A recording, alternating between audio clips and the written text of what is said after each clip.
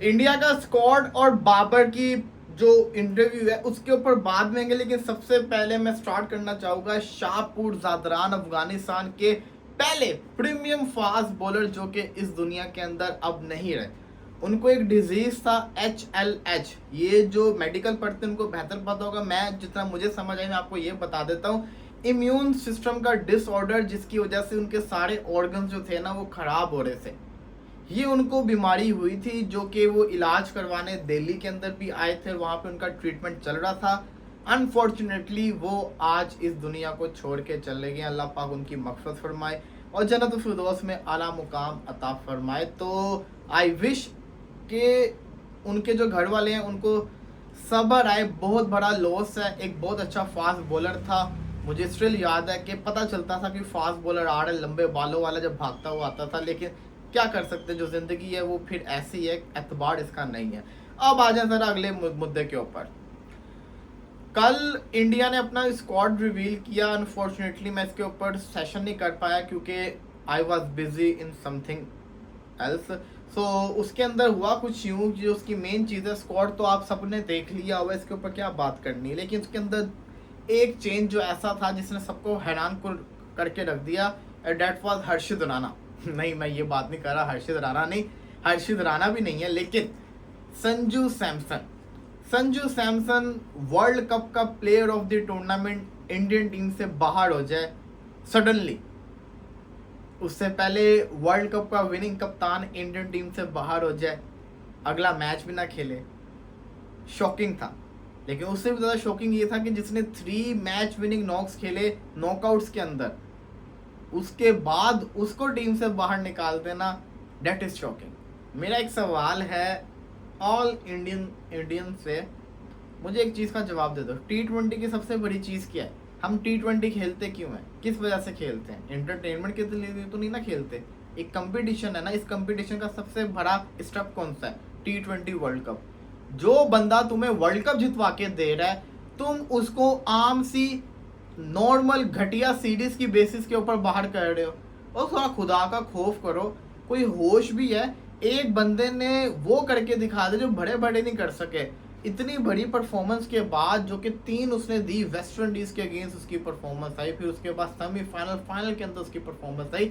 इस परफॉर्मेंस के बाद अगर तुम एक बंदे को टीम से बाहर निकालो, असूली तौर के ऊपर अगर वो 15 मैचेस में भी ना चले ना, तब भी उसकी जगह बनती है। लेकिन 15 मैचेस के बाद आप सोच सकते हो, लेकिन तुम उसको 3 मैचेस के बाद उसको खिलाओ ना, उसके बाद अगली सीरीज के अंदर उसको ड्रॉप कर दो। अजिंक्य रहाणे ने बड़ी अच्छी बात की है, अजिंक्य रहाणे ने इंस्टा पे स्टोरी लगाई, कहते हैं कि ना, hope there has been some communication with Sanju Samson, find it odd that the hero of our recent T20 World Cup win has been left out of the T20 squad to Zimbabwe. Hope to see him back in the team soon. अब कुछ लोग कहेंगे sir जी Zimbabwe के against तो उसको rest दे रहे हैं ना, दे देते आइलैंड के अगेंस्ट भी रेस्ट दे देते ना। जिम्बाब्वे के अगेंस्ट रेस्ट दे रहे हैं, किस बेस पे रेस्ट दे रहे हैं? After 3 failures.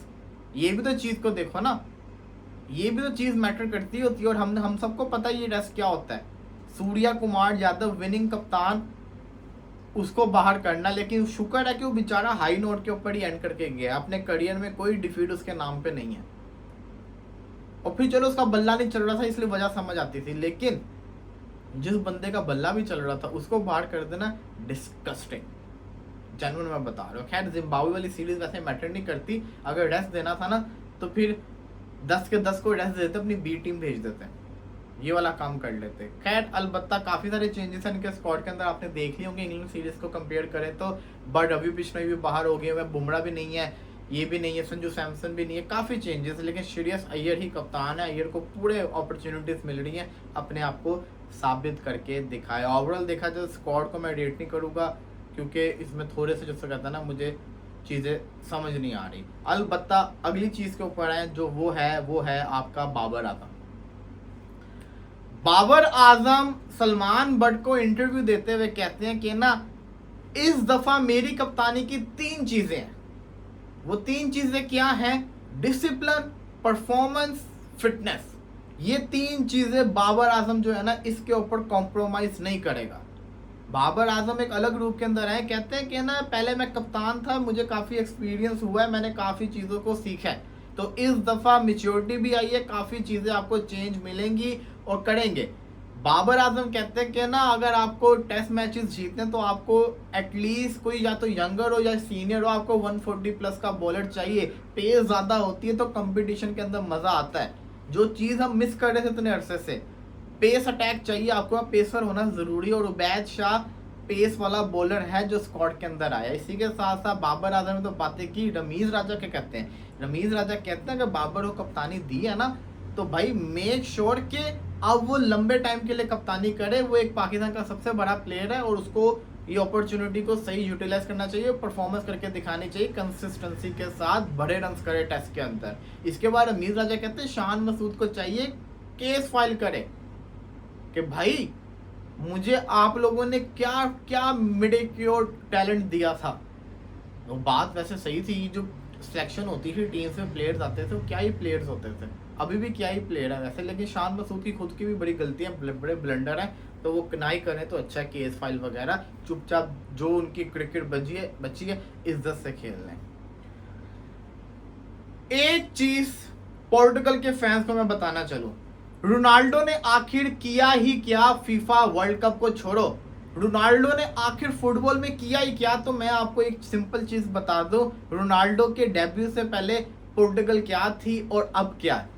रोनाल्डो 2006 से लेकर 2026 तक पोर्टुगल का पार्ट रहे, जिसके अंदर 6 वर्ल्ड कप्स आए, और 6 के 6 वर्ल्ड कप्स के अंदर रोनाल्डो की टीम ने क्वालिफाई किया। इससे पहले कितने ही वर्ल्ड कप हुए और कितनी ही दफा इन्होंने क्वालिफाई किया, आप सबके सामने स्टैट है।